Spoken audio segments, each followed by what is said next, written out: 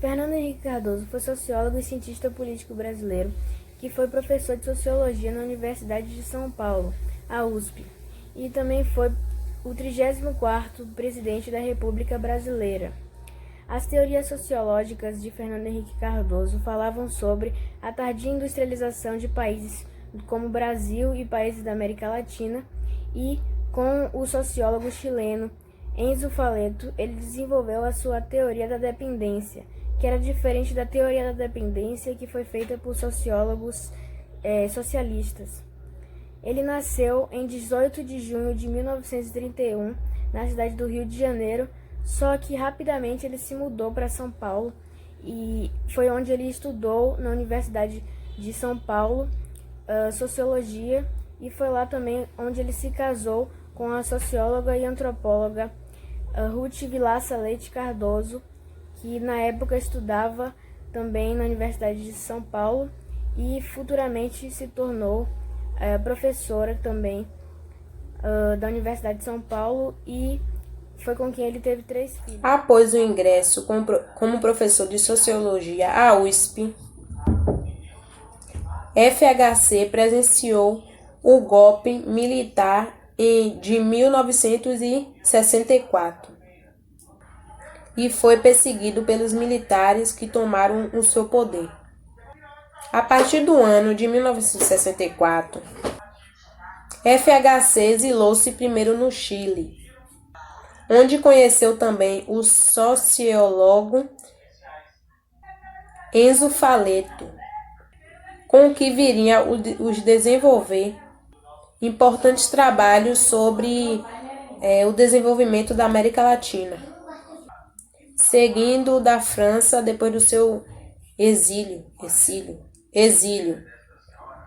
Em 1968, o FHC retornou ao Brasil e conseguiu o cargo de professor emérito sociólogo na USP.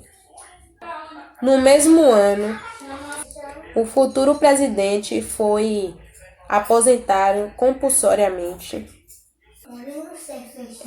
em virtude do ato institucional número 5/5, promulgado pelo presidente Costa e Silva, durante os anos mais repressores militar brasileiro.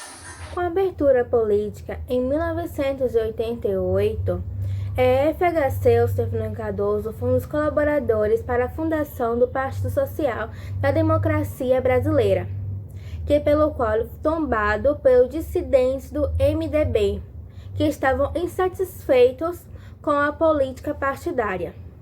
Em 1989, Fernando Collor de Mello foi eleito, pelo qual ele sofreu impeachment em 1992, e pelo qual ficou no seu lugar foi o seu vice Itamar Franco, nomeando assim como ministro da Fazenda Fernando Henrique Cardoso. Fernando Henrique Cardoso enfrentava uma difícil missão, que era superar a assustadora hiperinflação que assolava o Brasil desde a década anterior. A inflação está chegando a um nível de 700% de subida dos preços de produtos de consumo. Assim, FHC colocou em prática o Plano Real, que estabilizou a moeda brasileira e diminuiu consideravelmente a inflação no Brasil.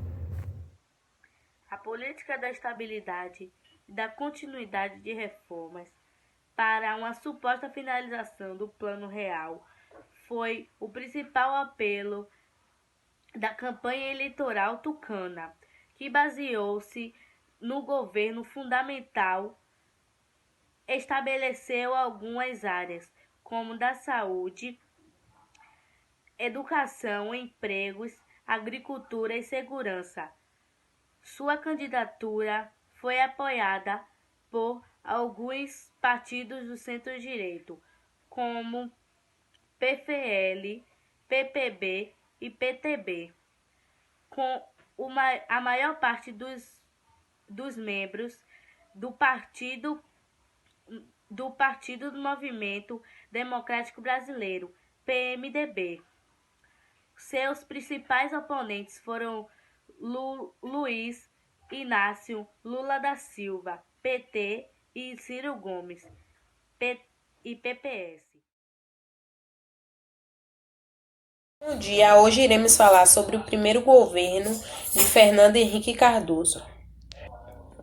No início da década de 1990 no Brasil, foi marcado por muitos acontecimentos importantes, tanto quanto no campo político quanto no campo econômico. O governo de Fernando Collor, por exemplo, foi marcado por um processo de impeachment. Itamar Franco, que era vice-presidente na época, assumiu o governo e ficou comandando de 1992 a 1994. Quando, através do processo eleitoral, os brasileiros elegeram Henrique Fernando Cardoso para a nova presidência de 1995 a 1998. FHC, como foi chamado o novo presidente eleito em 1994, possuía grande experiência política, uma vez que foi criado o Plano Real, quando ainda era ministro do governo Itamar. Ao assumir sua presidência, ele concentrou suas atenções mais na parte econômica brasileira para concentrar mais nisso aí no país e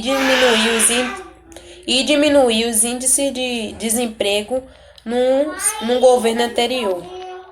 Entre as principais medidas políticas do governo de Fernando Henrique Cardoso se destacou a privatização de empresas públicas com o objetivo de controlar a inflação, ou seja, diminuir a inflação no Brasil. Assim, sistemas públicos como a Telebrás, o sistema de telecomunicações e a companhia Vale do Rio Doce de mineração e siderurgia foram negociados com empresários do setor privado para controlar a inflação e estabilizar a economia do Brasil. Na época, partidos políticos como PDT, PT e PSB foram contra e criticaram duramente essa política de privatizações de empresas públicas no Brasil. Inclusive, alguns líderes políticos, através da oposição, tentaram convencer a população de que essas privatizações eram feitas para fins corruptivos e que isso prejudicaria a economia do Brasil. Entre as principais figuras públicas na política que se opunham ao governo de Fernando Henrique Cardoso se destacaram Luiz Inácio Lula da Silva e Leonel Brizola. Além dos partidos oposicionistas, o Brasil enfrentava outros sérios problemas. As revoltas que aconteciam no campo, lideradas por integrantes do movimento dos trabalhadores sem teto, também com o MCT, com o objetivo de reivindicar a reforma agrária, foi um dos exemplos de movimentos oposicionistas contra a política exercida pelo presidente brasileiro. Os confrontos mais violentos que aconteceram foram em Corumbiara, no estado de Rondônia, e Carajás, no Pará. Os camponeses, querendo a distribuição das terras improdutivas, acabaram entrando em choque com as forças policiais que estavam na área para proteger as áreas particulares que os camponeses queriam invadir. Mesmo depois de tudo isso, mesmo da ação e dos movimentos oposicionistas como o MST, o governo conseguiu aprovar uma emenda constitucional em 1997 que dava o direito ao presidente, aos governadores dos estados, aos prefeitos, o direito de se reeleger. No governo de FHC, ou seja, Fernando Henrique Cardoso, o seu cargo-chefe foi a instalação do Plano Real e o controle da inflação. Assim, fizeram com que ele conseguisse mais uma vitória nas urnas, chegando assim ao seu segundo mandato, que durou de 1999 a 2002.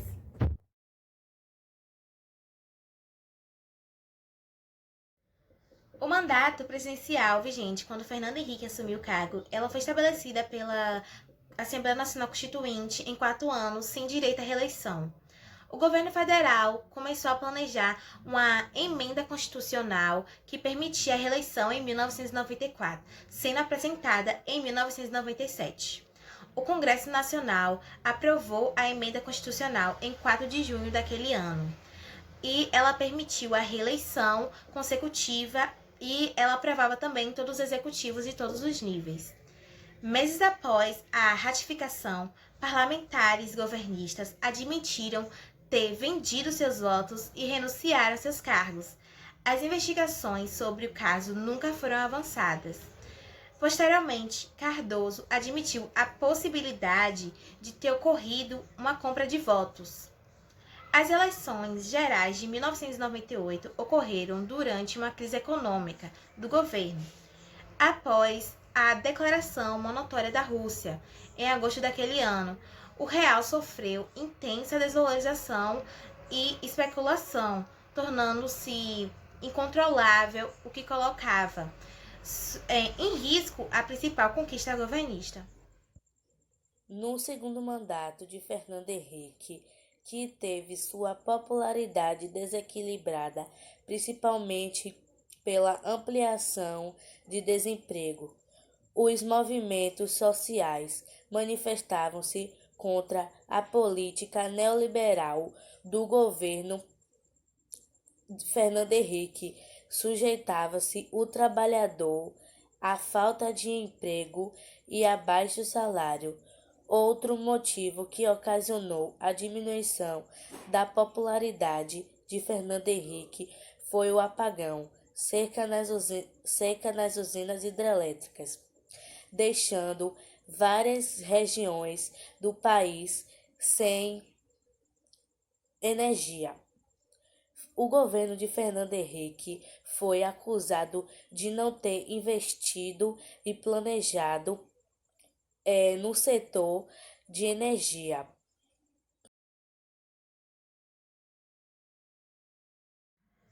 Em 2002, o presidente Fernando Henrique Cardoso encerrou seu governo e ele foi sucedido pelo presidente Luiz Inácio Lula da Silva. E a partir de então, ele começou a escrever e a prestar consultoria política, tanto aqui no Brasil quanto no seu apartamento em Paris. Em 2008, a sua esposa, Ruth Cardoso, ela chegou a falecer. E ele se casou novamente em 2014 com a Patrícia Conrad, que era a presidente e secretária da Fundação Henrique Cardoso. Cardoso governou o Brasil de 1995 até 2002. Nesse período, a economia foi estabilizada após anos de recessão econômica, a qual foi provocada pelos altos gastos dos governos militares com a política privada internacional da década de 1970. Também ocorreu grande movimento de privatizações no governo de FHC. O presidente vendeu para a iniciativa privada e colocou no mercado financeiro as empresas públicas brasileiras.